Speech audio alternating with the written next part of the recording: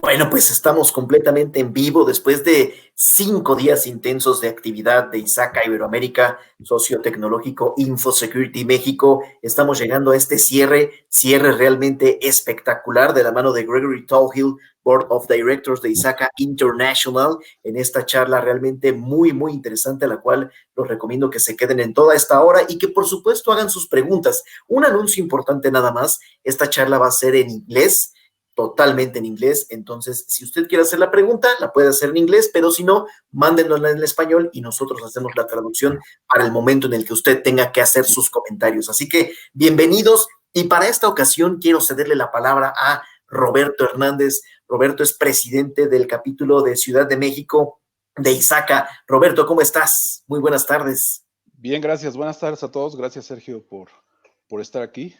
Bueno, tenemos la oportunidad de estar Cierre de lujo. Claro que sí. Aquí está con nosotros Greg. Hi, Greg. It's an honor to have you in the closing session of our event.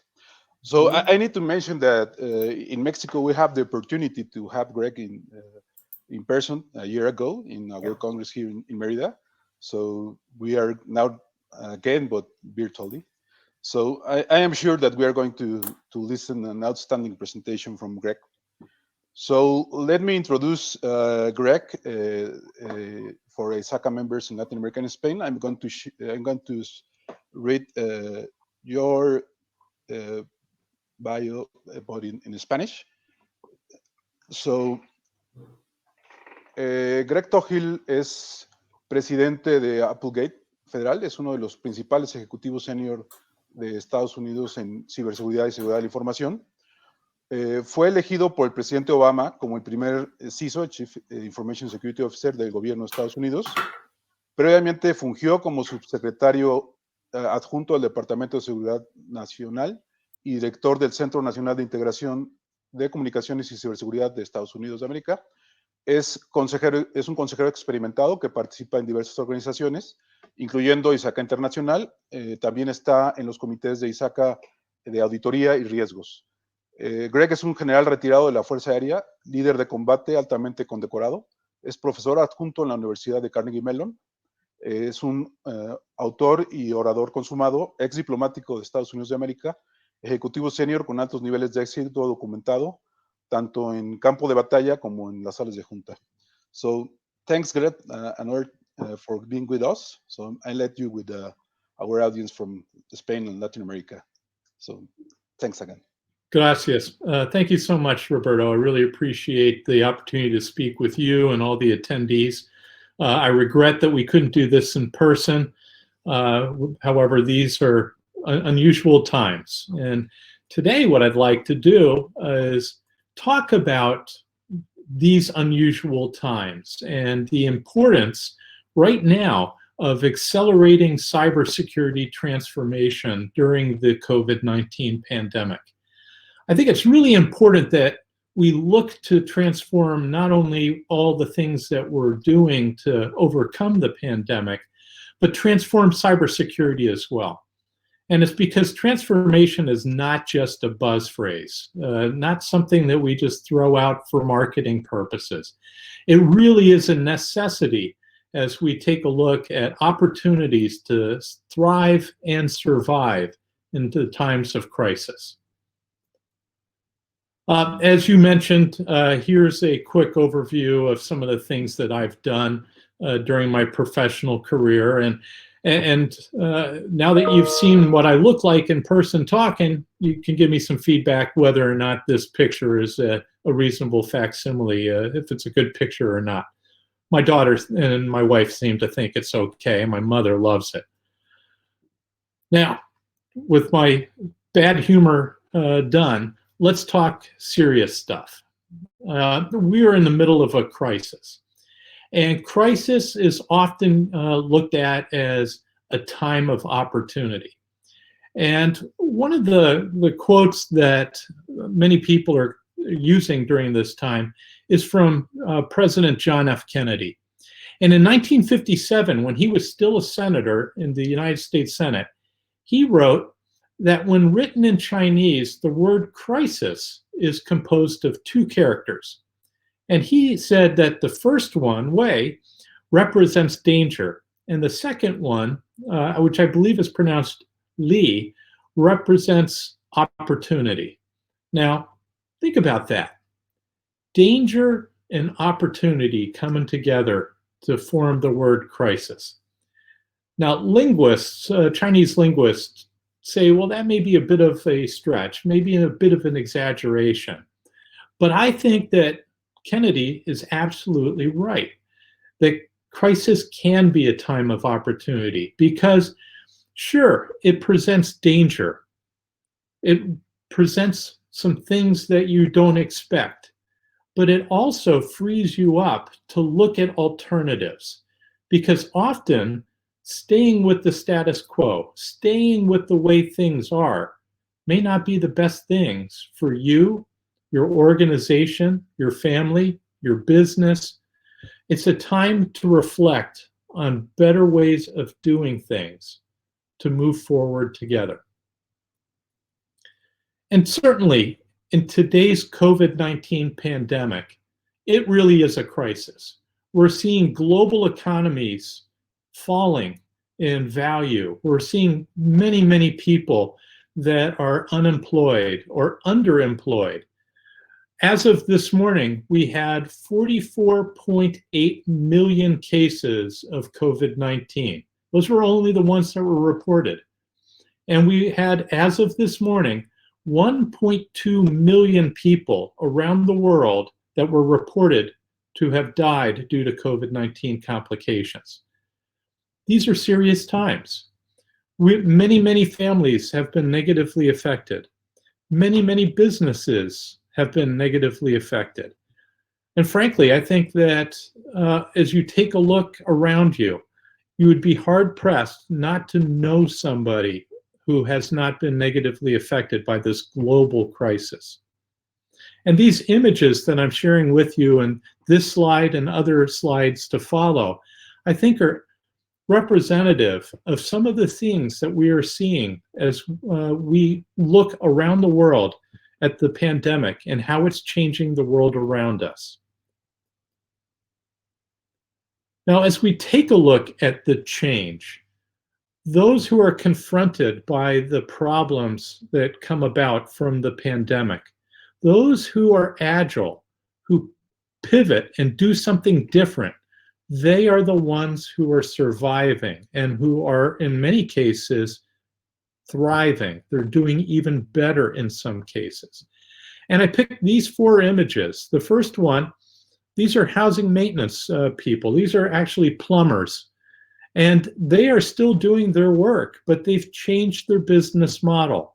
They make reservations with their clients. They're using the protective equipment, the booties, as you can see, and the gloves to better protect themselves as well as their customers. Restaurants now are using many different means to try to stay open during the crisis. They've changed their business too.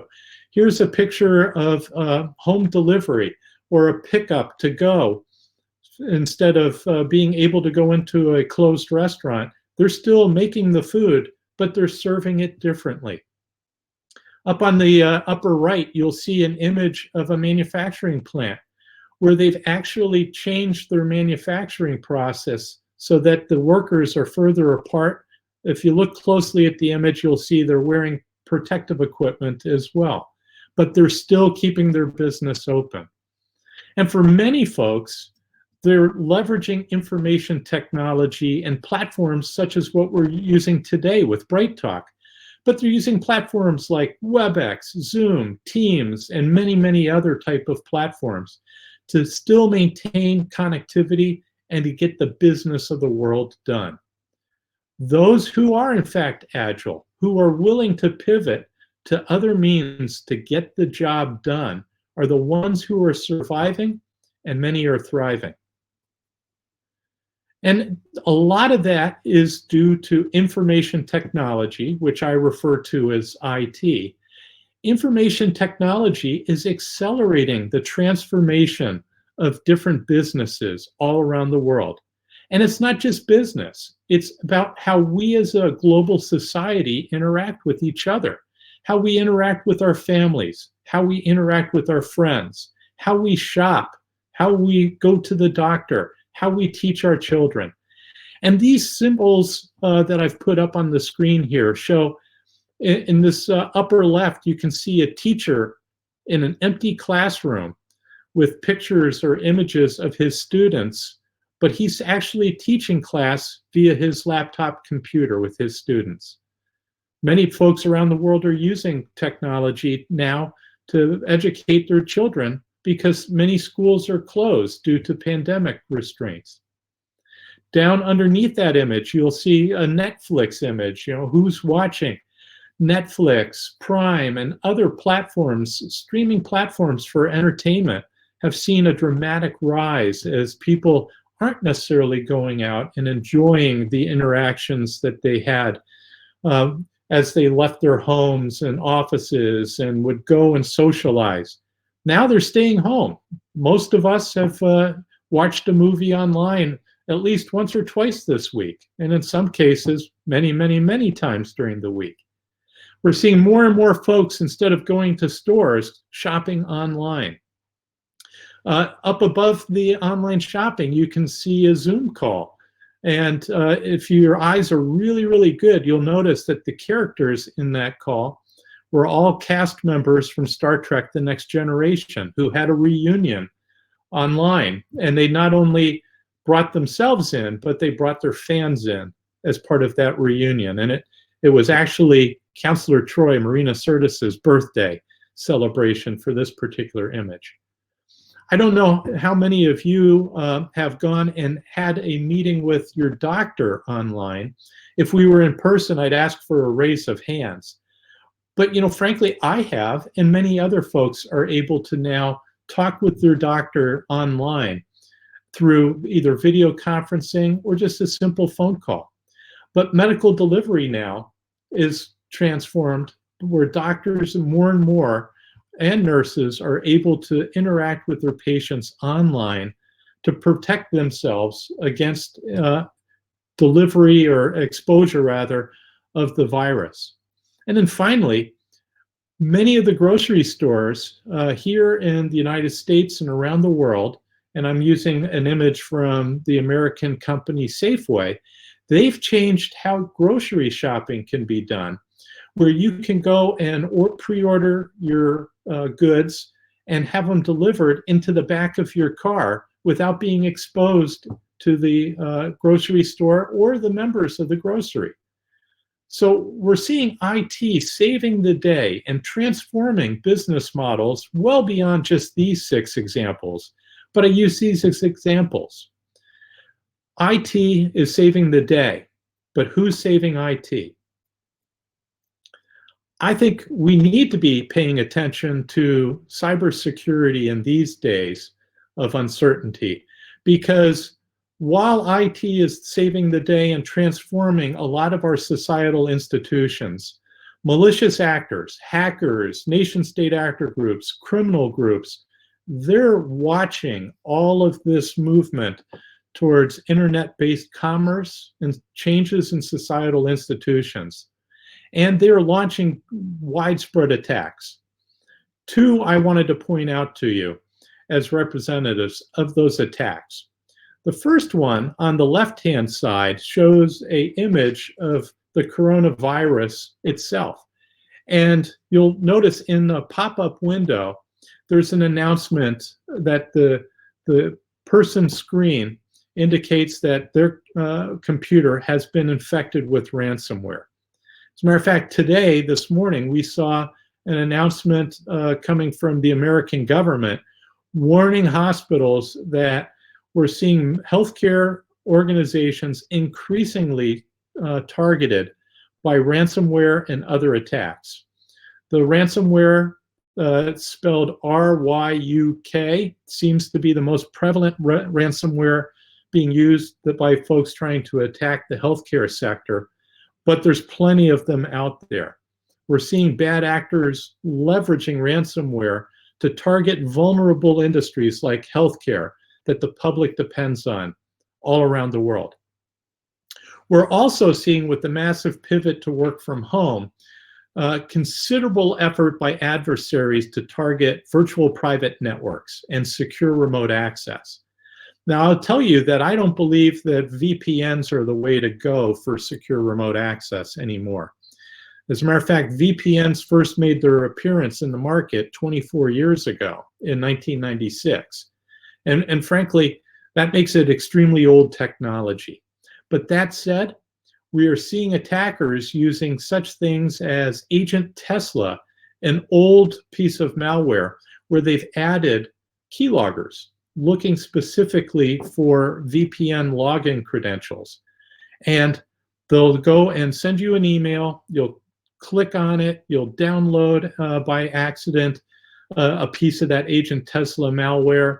Next thing you know, they're able to access your VPN connections and access your machine and steal data to their advantage.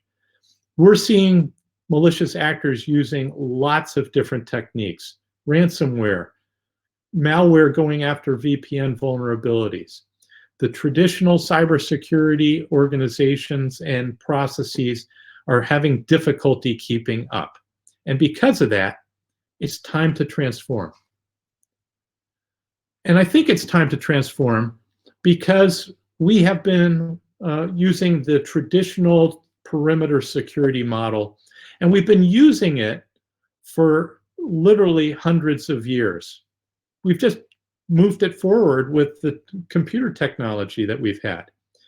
And that castle and moat type of perimeter model is no longer valid in my view. Under that perimeter model, we basically said, we're going to build a castle, our network castle. We're going to surround it with firewalls, and we're going to trust everything on the inside, but we're not going to trust anything on the outside. That trust has been presumed, but it's been misplaced, because now with our firewall technologies and VPNs and other things, we've poked so many holes in the castle wall that we just can't maintain the measure of control. And further, we've made our traditional perimeter security model so complex that it's complex for the operators back in the server rooms to configure all of this equipment. And then further, we make it extremely hard and difficult for the users to use the security properly. And when you do that, you find that complexity is the bane of security, and it continues to add unacceptable levels of risk. The result after that is the advantage goes to the attacker. It's time to change from that traditional perimeter security model.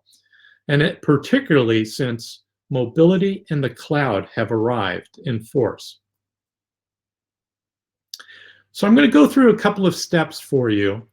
And these are things that I'd like you to think about, not only today, but we're going to make sure you get copies of these slides so you can refer to them later. But I want you to think about, how can we transform cybersecurity? And the first way I think we should transform cybersecurity is by taking a strategic approach. I believe that the best strategy for today's environment, which is highly mobile, cloud-enabled, is to adopt the zero trust security strategy. I'm sharing an image of the National Institutes of Standard and Technology Special Pub 800-207, which just came out this year. It's from the United States government. And the United States government, and joining with organizations like Forrester and Gartner, the United States government has put out guidance on adopting a zero trust security model. And it's needed because of that hybrid multi-cloud world that we live in. Nobody, I believe, in major businesses or organizations is still using that castle and moat like it was originally envisioned when the first networks were coming out back when I was a youngster in the 80s as a young officer in the Air Force.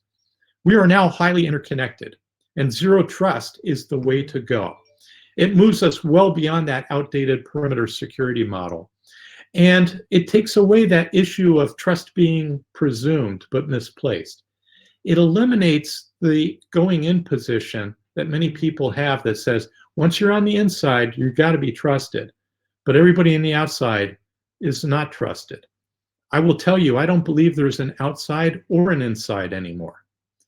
And further, because your roles change all the time, you need to make sure that under zero trust, your security is continuous, it's adaptive, and you're continually checking to make sure that people, in fact, have access to the information that you are possessing. You should only see what you're authorized to see and nothing else. That's at the heart of zero trust. And a lot of folks ask me, particularly my students, they say, why zero trust? Well, when I'm up at Carnegie Mellon, I use this slide and I say, look, IT has changed, but security hasn't. We need to change security because we are changing the information technology and how information is being held and managed. The perimeter that we used to believe in, it's dead. Mobility and cloud has killed it. Our security in the past was built around networks, not the users. And it's failing because the users now are everywhere. They are very mobile. And your information is very mobile too. It's in multiple places. It's in multiple clouds. We also have a problem with traditional security where we're not implementing least privilege. We are over-entitling many people to have access to information that they shouldn't even know exists, let alone have access to it. And the old model that we had an extremely large attack surface, both on the outside as well as the inside. And since there is no outside or inside anymore, that attack surface has changed even more. Zero trust is an imperative. And then final last things, we're paying too much for security because costs continue to soar. We're making it too complex for the users and the operators with the traditional model. And then finally, just reiterating, the attackers have the advantage under the old model. It's time to change. And in this crisis, now's the time to accelerate that change. So you remember the strategy I showed you? Well, as a War College graduate, I usually am expected to share a quote from a retired general. And today's quote is from the famous Chinese general from 5,000 years ago, Sun Tzu. Sun Tzu said, to know your enemy and to know yourself, you will never be beaten or vanquished. It's important to know yourself. Excuse me. So one of the things that you need to start your transformation journey on regarding cybersecurity is understanding your data. Some people believe that data is the new oil because data is a critical aspect of every business. It's the thing that fuels national prosperity and national security. I'm a huge baseball fan, and I know that data fuels baseball now too. And congratulations to the Los Angeles Dodgers for winning the World Series this year. Data is actually now a commodity. It's being openly collected, it's being traded, it's being consumed, and we've got businesses out there who really don't produce anything except serve as brokers of data. Many of them you know, including Google. Google's a great example. Facebook's a great example. Data is a commodity. You need to understand your data. So if you're a chief information security officer, if you're an officer of any company, or if you're just somebody who is working in a company creating data, you need to understand your data. And I encourage my students, and I encourage you, know your data. Map your data assets. Identify what your high value assets are, but also know who your users are. Understand who can create, access, edit, share, dispose, etc. All of your data assets. Remember what I said about zero trust? You should only see what you're authorized to see and nothing else. And as we are transforming cybersecurity, we need to be very clear as to who can see the data and who can't. And even if you don't have access to that data, you still shouldn't be able to see it. So being able to define and enforce conditions and entitlements regarding data is a part of a major transformation in cybersecurity. We need to understand our data, but also the user needs and habits. We need to understand how folks use apps, their locations, work schedules, the different devices they use, connectivity. Are you coming in from your home office, the on-premise office, a Starbucks? Understanding the users and your data are critically important. We also need to transform how we're delivering capabilities, because frankly, mobility is a watchword now. And we're seeing more and more businesses that are looking at, during this crisis, they're shutting down offices, but they're still getting the work done. So taking a look at a very mobile environment is critically important. And frankly, our data is everywhere. It's on-premise, it's in multiple clouds, it's in a hybrid cloud environment, co-located data centers, SaaS platforms, and many more. Don't be confused too by saying VPNs equals secure remote access. VPNs do not equal secure remote access. There are other ways to do secure remote access. And I, for one, I believe that software-defined perimeters, which are one of the cornerstones of Zero Trust, I know that they're significantly less expensive, they're easier to configure and operate, they're more capable, and they're more secure. And I say they're more capable because with software-defined perimeter technology, I can have secure tunnels simultaneously to all the locations where my data is. I can be secure and at a fraction of the cost. And it's easier for my guys in the server room and the users as well. As you're taking a look at mobility, make sure that you are looking at Zero Trust solutions that work everywhere you and your users are. Office, mobile, and home. It doesn't matter. One solution. And make sure it works on any operating system and any device. I don't want to have too many different devices. I don't want to have too many operating systems. I want to keep it simple. It's time to transform our cybersecurity for the mobility environment. Now, I also mentioned earlier about complexity being the bane of security. I'm going to reiterate it again. It's important that we simplify. And this picture of a technician in a server room, and oh, by the way, this is not one of my technicians, because I probably would have fired him if I saw cabling like that. We need to make things as simple as possible, because I believe that solutions that are adding complexity, such as our legacy systems, add risk. And it's risk I'm no longer willing to accept, and I hope you aren't either. I'll share with you one of my many rules. I think that it's important that solutions should be simple. And rule number 12 is users learn in 5 minutes, operators master in 5 days. If you have a product that the user doesn't feel is intuitive, that it's not easy to use, to learn, and how to operate, and the operators, it takes them months or weeks to get certified on, that may not be the best solution. And I think in today's transformational environment, it definitely is not. Further, I think that just buying another solution, another layer in defense and depth, is a waste of your time and money. As a matter of fact, I don't recommend any of us buy any solution that doesn't help us retire old technology. And I would give my troops, when I was still on active duty as an Air Force general, rule number 17. If you're going to buy one, you better retire 3.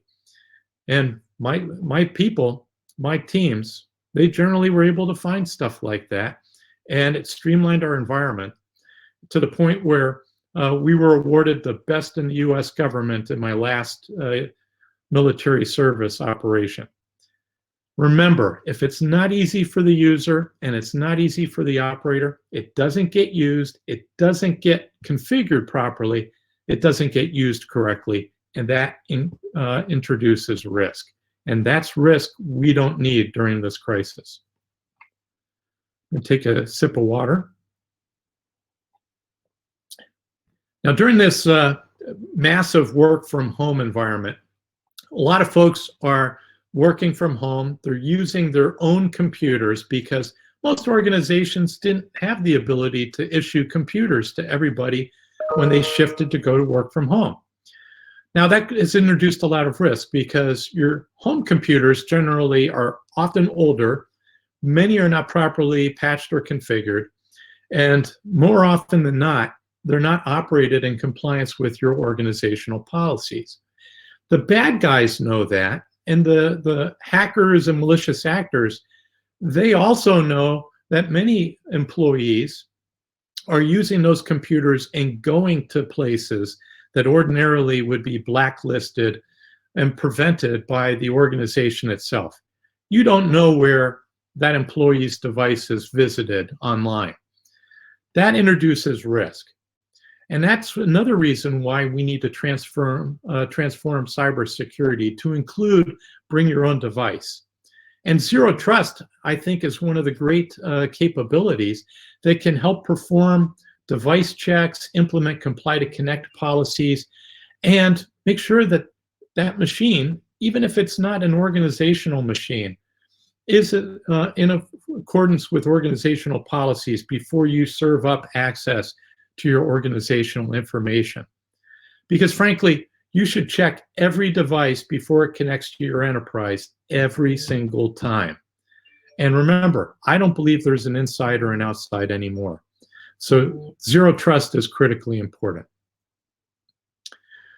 I also think it's critically important to, as we transform cybersecurity, to broaden our view, our aperture, because all too often we think just about information technology. We also need to be thinking about our operational technology, the computerized equipment that we use out on our shop floors and manufacturing facilities, for example. Our industrial control systems, such as our pumps, valves, and switches that control the lights of the pumps and valves for water supplies, sewage treatment, air conditioning, and the like. Internet of Things. Anything with an electron running through it that is connected to the internet ought to be part of our cybersecurity construct. And in many organizations, it's not. As we transform cybersecurity, we need to bring in OT, ICS, and IoT, as it's commonly referred to. I've had many conversations with many chief information security officers who don't believe that their operational technology or industrial control systems or the IoT devices are connected to the internet, and are only surprised to find that they've been hacked afterwards. Now's the time to understand your total environment and make sure that you are protecting them. And you can apply Zero Trust to all of these devices as well. But let's make sure that when we're applying Zero Trust, we're not buying separate tools for our IT, OT, ICS, etc. You should be buying as minimal amount of tools as you need to get the job done. And Zero Trust is something that you can apply even to operational technology, industrial control systems, and IoT. It's time to transform here as well. I think it's really important too to recognize there's transformation going on whether or not the cybersecurity teams are implementing cybersecurity transformation for software as a service as well.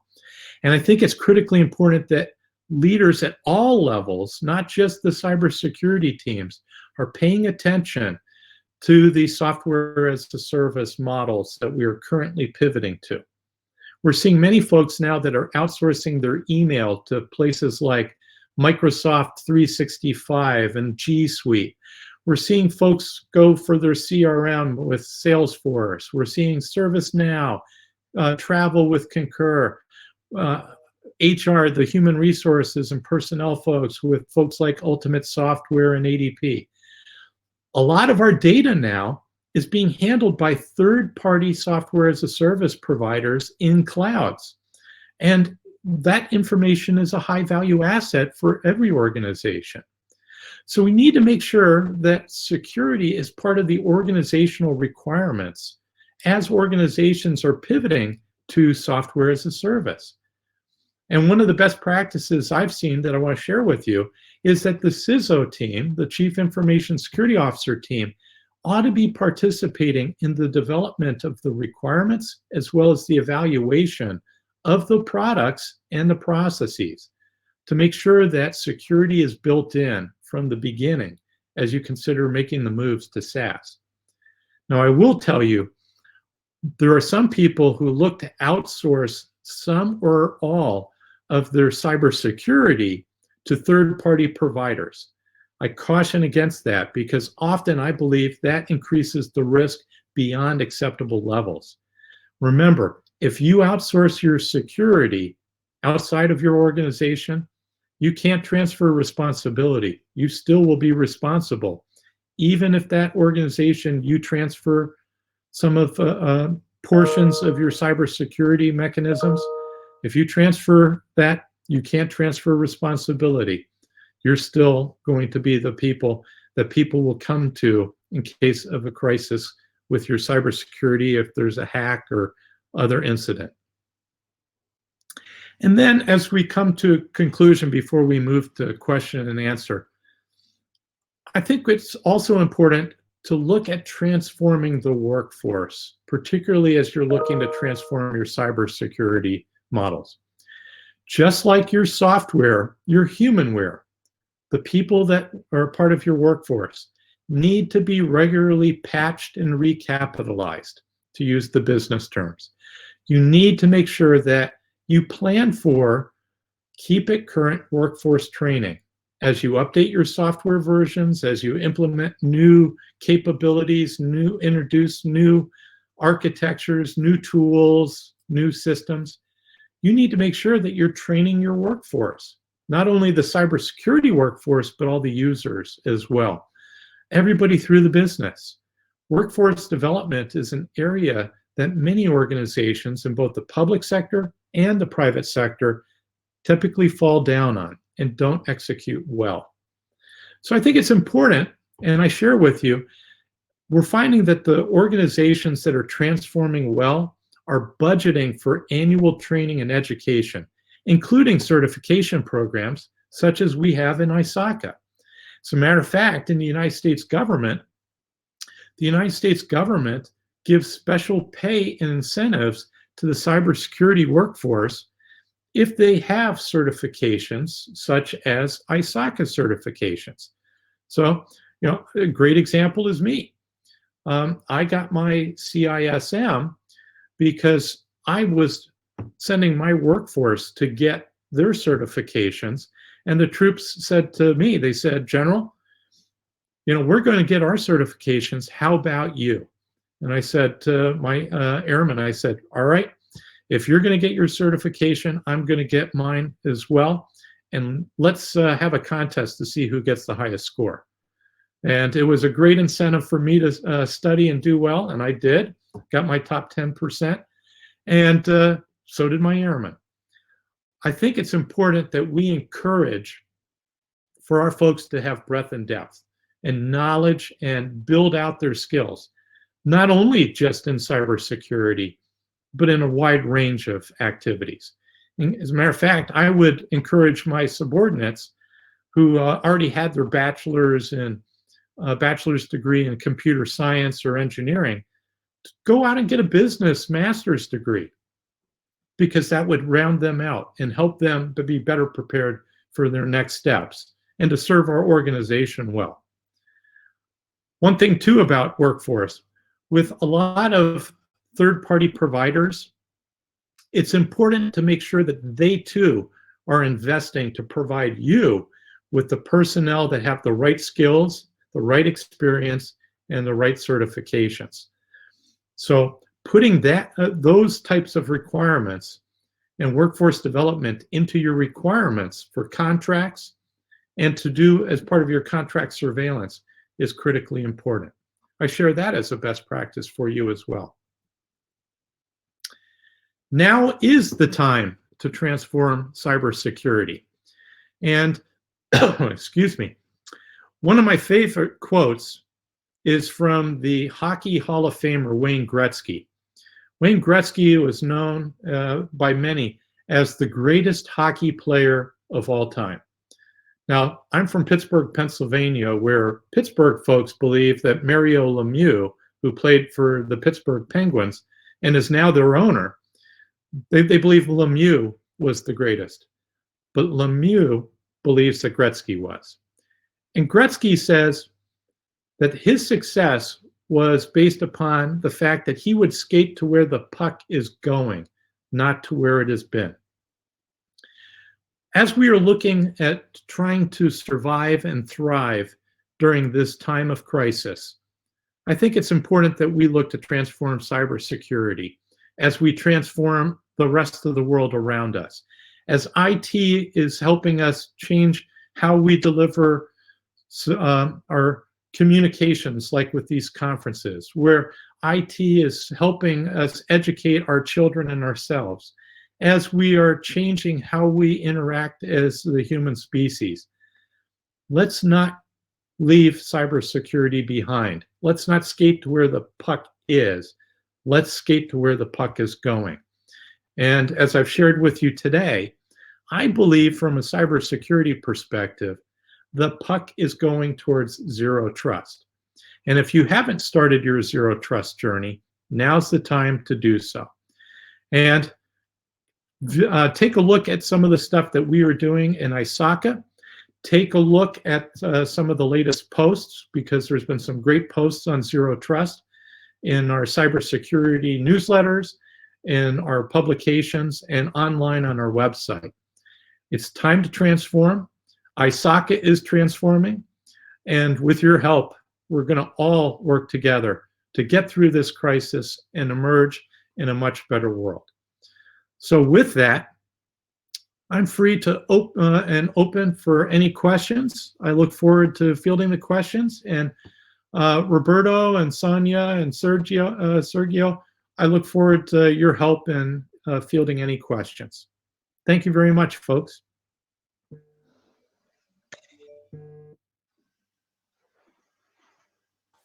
Yes, of course. So let me share the screen.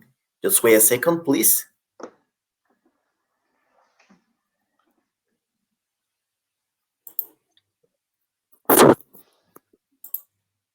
So hi, Gareb. I think we have here some questions. Let me see. Yes.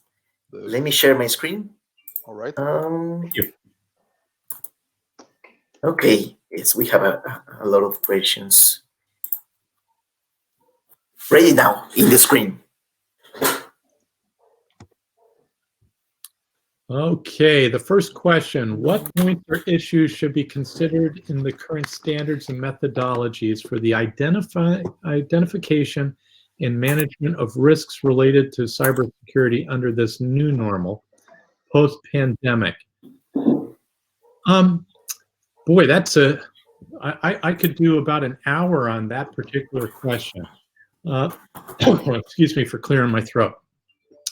I think a couple of things. The current standards and methodologies for the identification and management of risk, as we look to change under the new world where we're doing more and more cloud and more mobility, we really need to be paying attention to a couple of things. First of all, who is actually getting access to information that they shouldn't be? And I think we're doing a terrible job in mapping our data and tying our access to roles and the typical role-based access controls. Identity and access management, role-based access controls typically have not been done very well. We've had some technologies out there, but they've not necessarily been put together well.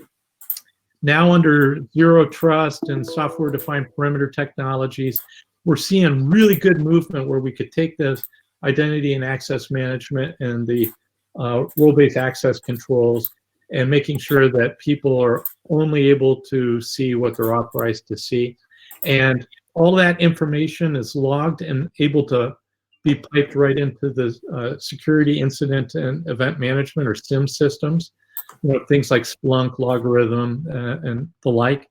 And that's now given us greater granularity, better detail in access controls. So I think those are some of the things that leap off the page for me on that one there.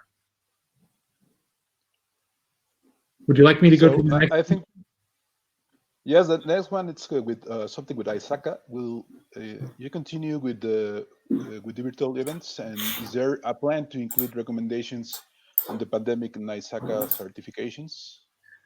Let me answer the first question, because the board of directors, we met this morning for a strategy planning session. And by the way, Gabriela, she said thank you very much for inviting her to participate earlier in the conference. She greatly enjoyed participating. I think virtual events are going to continue for the time being until it's safe to resume the face-to-face. Everyone is eager to resume face-to-face meetings. I think the face-to-face meetings are better, but we don't want to put anybody at risk of infectious disease spreading. So in the abundance of caution, because it's the right thing to protect each other and ourselves, we're going to leverage virtual events wherever it makes sense. And as long as it is safe to do so, then we will consider, based on local guidance, maybe doing other events or trying to get back to previous face-to-face when it's safe. But for right now, I think given the infection rates, we're going to stick with virtual events until it's safe. Let me address the second one, Raul. Is there a plan to include recommendations on the pandemic and ISACA certifications? Yeah, and thank you for the good luck in next week's voting. I'll tell you, I already voted. I did the early voting option. I think as we take a look at all of our certifications, the folks that are doing the certification and the curriculum building and the like, they're certainly paying attention to what we are learning about risk, what we are learning about best practices, and that transformation that we're seeing throughout multiple sectors of economies and around the world. So I think the answer is yes, we're going to see the pandemic lessons learned reflected in the body of knowledge, but the specifics as to the when and how that's all going to be translated, I'll leave to the experts who are building that common body of knowledge, such as Frank Downs, who covers for our cybersecurity line of effort.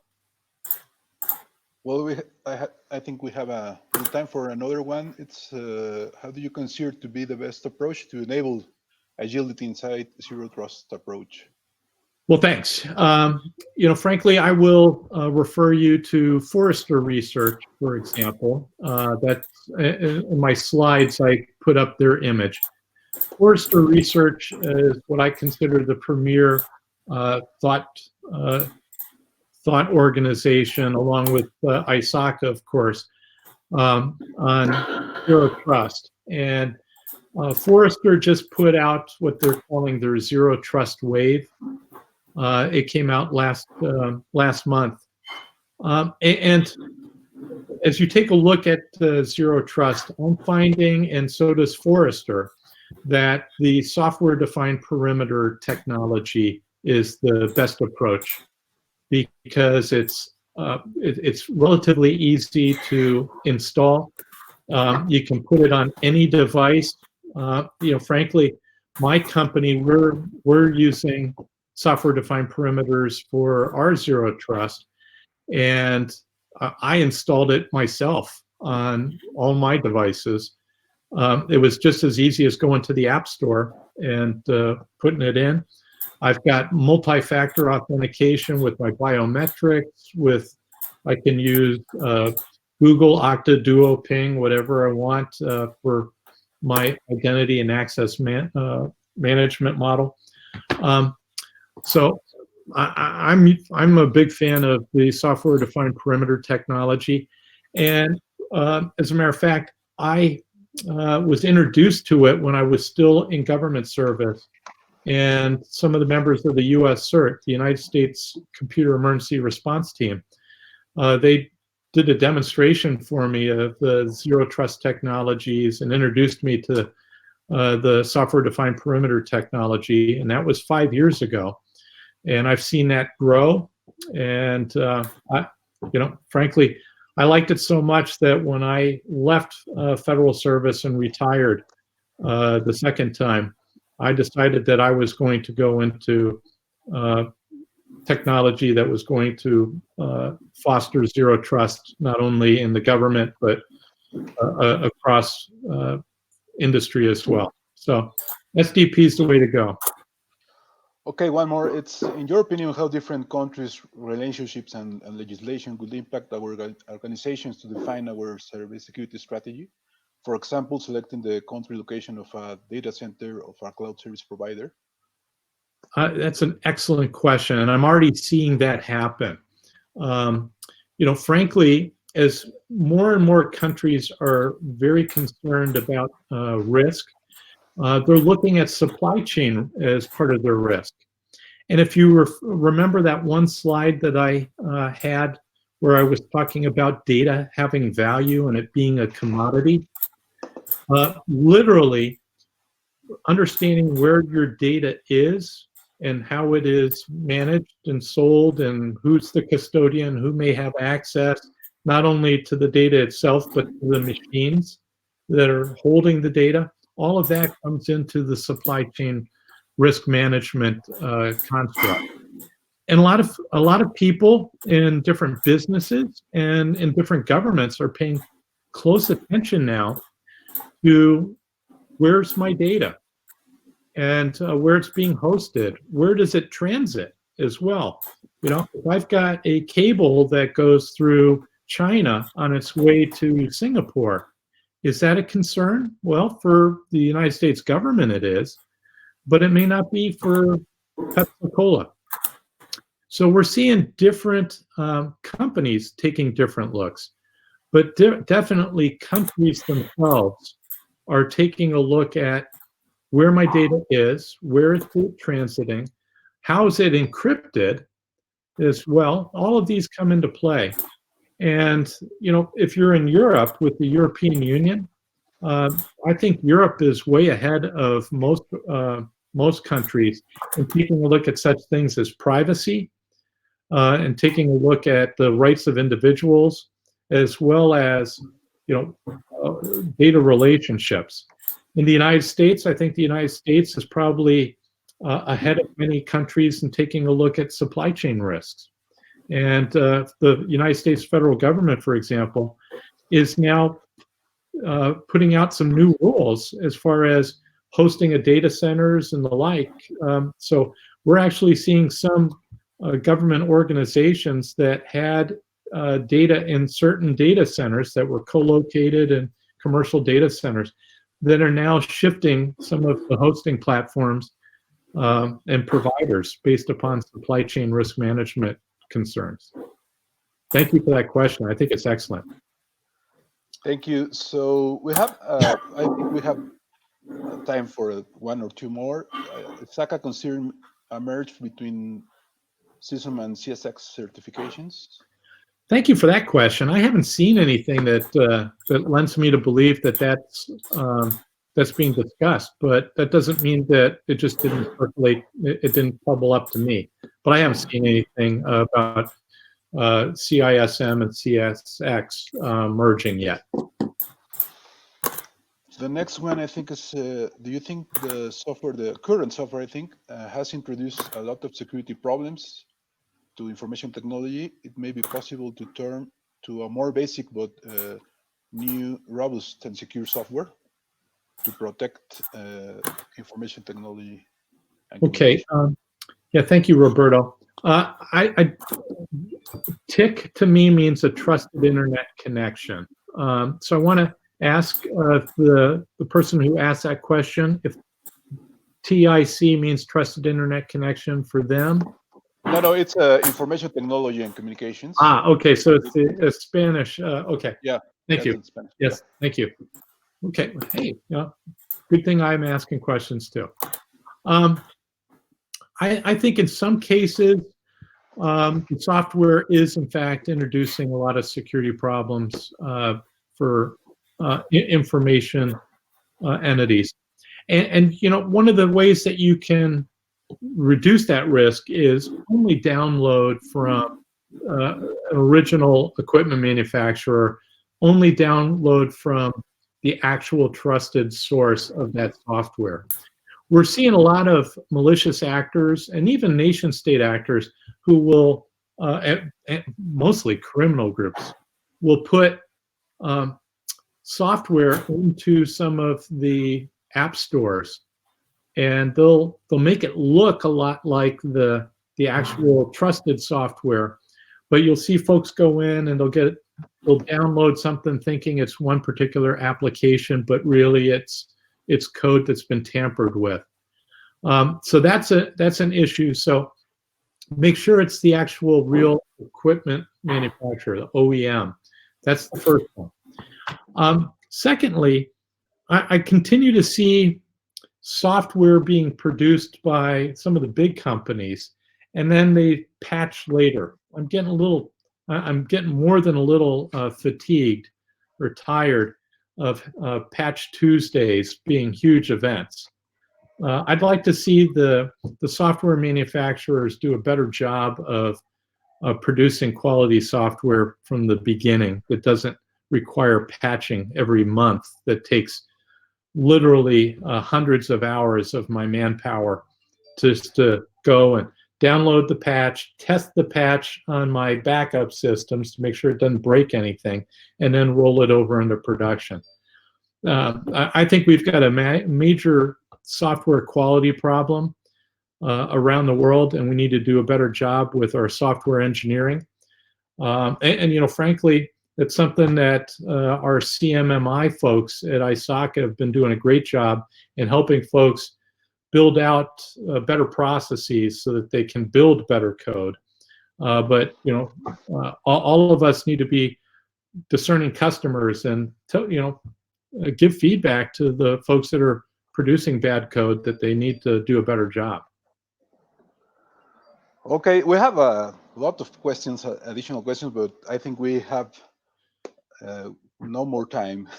So, well, it's been a pleasure. I wish you all safety, health, happiness, and prosperity in these times of crisis.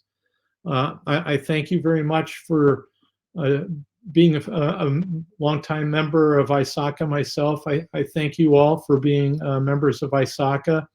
And I ask that you continue to participate and give us suggestions on how we can do better in our broader ISACA community. I look forward to seeing you again soon, and hopefully be able to come back down to Mexico soon. Thank you, Greg, for your excellent presentation. Gracias. Gracias. Bueno, estamos ya por finalizar nuestro evento. Vamos a pasar un video del LatinCax de promoción del próximo evento que viene a nivel Latinoamérica. Entonces, denme un segundito y aquí lo estaremos presentando. Sí, Sergio, ¿nos los puedes poner, por favor? Vamos con video. Thank you, Greg. See you the next time. Ok. Vamos con este video. Perfecto. No te pierdas nuestro próximo LatinCast 2021. 25 y 26 de marzo en el lugar más apreciado del Caribe, Hotel Hard Rock Punta Cana, República Dominicana.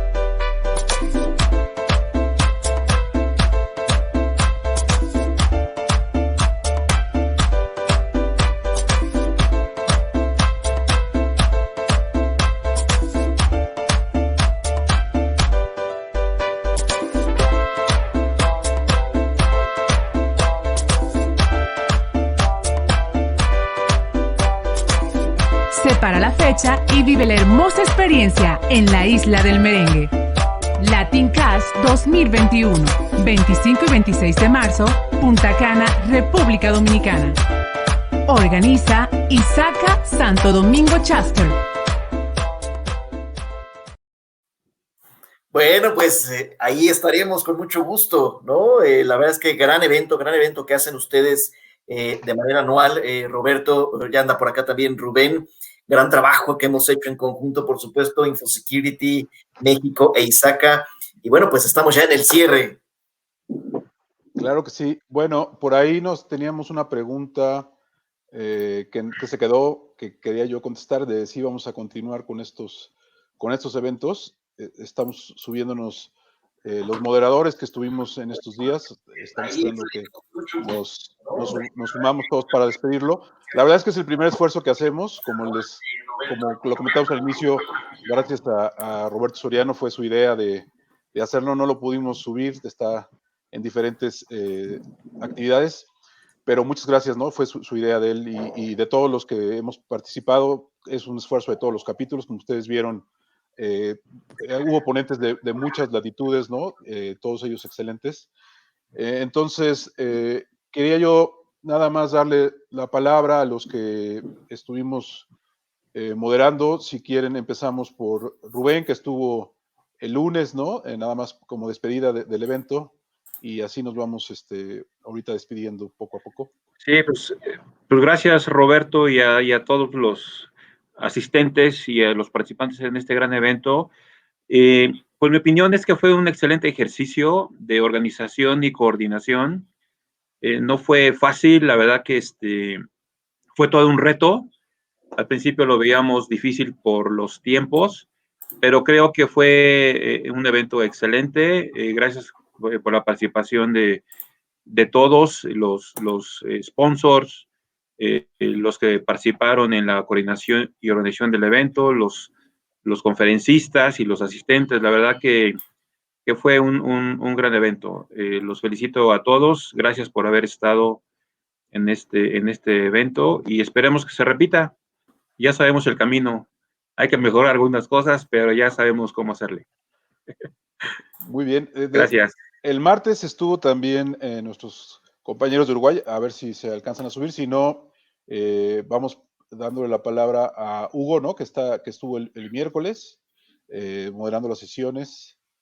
Entonces, si podemos dejar de compartir. Y ahora sí. Bueno, perdón, César se está uniendo con nosotros, que ellos estuvieron el martes. César, ¿cómo estás? Estamos despidiéndonos, te damos la palabra para las últimas palabras de despedida. ¿Sí te escuchamos? ¿Sí nos escuchas? César, ¿nos escuchas? Vamos a ver. Sí. Adelante, ¿Quieres darnos César unas palabras de despedida? Estamos ya finalizando el evento. Creo que no nos escucha. Oh, sí. Y Osvaldo ya se unió. Bueno, pues entonces seguimos contigo, Hugo, si quieres. Ahorita que esté listo César, si nos quieres dar unas palabras de despedida. Sí, muchas gracias, Roberto. Pues bueno, de antemano quiero agradecerles a todos por la participación y organización de este gran evento. Creo que igual ha sido impresionante el nivel de coordinación y la iniciativa que todos los capítulos de ISACA han tenido para poder realizar pues esta nueva edición de este congreso, ¿no? De igual manera, estoy muy contento. Realmente las pláticas fueron bastante interesantes. Sí, habría que recalcar y pues de antemano igual, pues como todo, ¿no? Todo primer evento tiene sus fallas, pero obviamente hay muchas cosas que mejorar.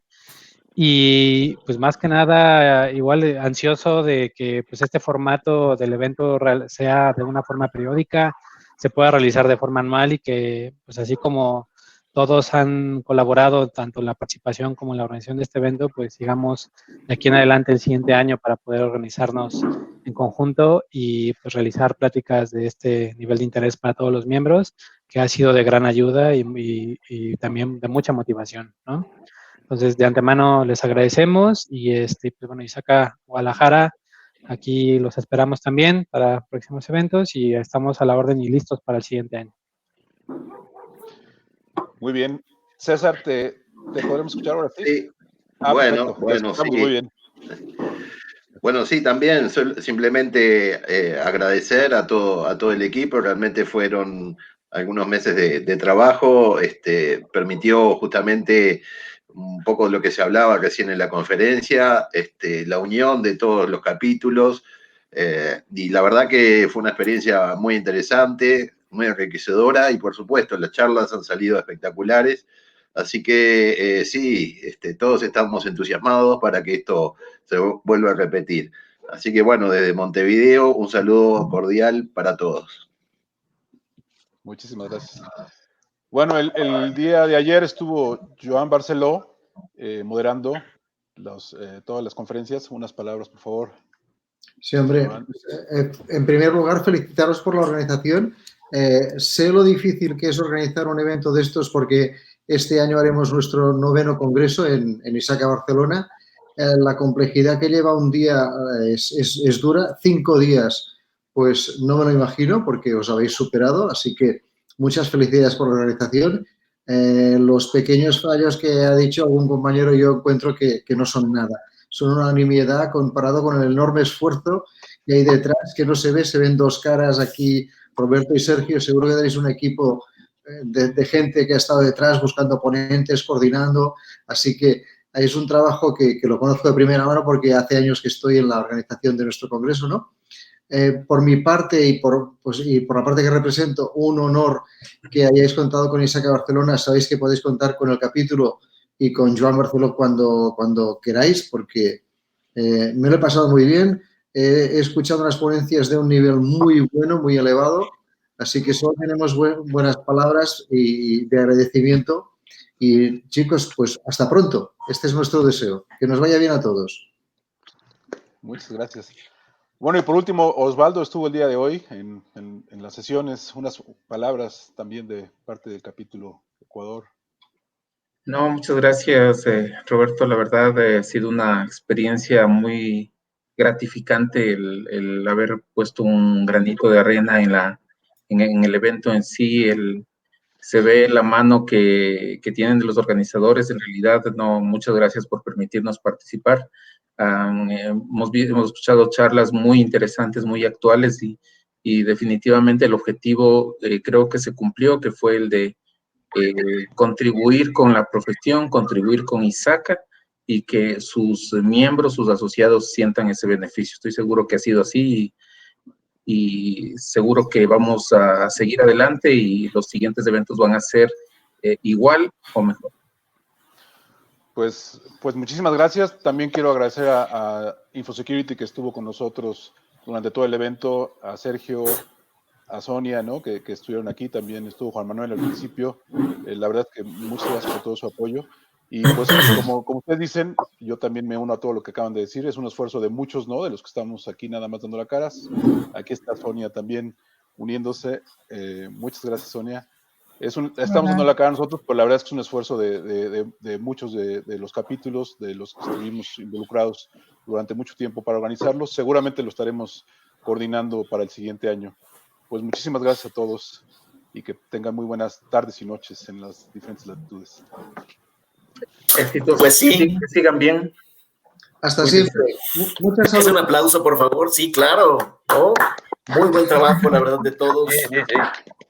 A nombre de Read Exhibitions México, organizadores de InfoSecurity México, también agradecemos la confianza como para tomarnos en cuenta como ser el aliado tecnológico de esta gran iniciativa de ustedes y creo que va a marcar huella. Esto es el primero de muchos eventos que creo que vamos a hacer de manera anual y cuenten con nosotros, con InfoSecurity, con Read Exhibitions y como bien dicen, un gran reconocimiento a todo el equipo que está detrás de nosotros, detrás de InfoSecurity, de Read Exhibitions. Sonia Delgado, que ustedes saben, estuvo desde un principio con ustedes ahí en la organización de las sesiones, nuestro director Juan Manuel Rodríguez, y pues quiero cederle la palabra a Sonia para que nos dé algunas palabras también de despedida. No, pues nada, igualmente agradecer por la confianza para organizar este evento, ¿no? A ISACA, creo que la alianza ya es bastante fuerte con InfoSecurity México e invitar a todos a que sigan pues un poco más de cerca los eventos que nosotros ofrecemos, son muy parecidos a lo que se está buscando aquí. Igual juntar a la comunidad de ciberseguridad, que si bien no es muy grande, por eso hay que buscar, sé que en otros países están, ¿no? También Entonces, unirnos todos, igual estamos por lanzar un InfoSecurity LATAM, entonces ya todos bienvenidos a esta iniciativa, por supuesto. Hombre, nos has dado la primicia, Sonia. Bueno, Muy pues bien. hacemos también digamos que era secreto. Ya no más. Pero bueno, sí. Pues ya está. Aquí los invitamos a visitarnos, a seguirnos, igual en nuestras redes sociales para que se enteren de todos estos. Nosotros tenemos la alianza con ISACA Ciudad de México, entonces igual todos los eventos que hemos estado haciendo este año, virtuales, igual hemos estado muy de la mano con usted, con ellos, aquí Rubén, Roberto, y pues nada, invitarlos a que sean parte también de esta comunidad. Totalmente, Sonia. Pues muchas gracias a todos, gracias por la confianza y el primero de muchos. Que así sea. Así será. Felicidades. Así sea. Nos vemos. Muy bien. Éxitos, que les vaya muy bien. Que sigan bien. Hasta pronto. Bye. Bye, bye. Cuídense todos, por favor. Mucho cuidado.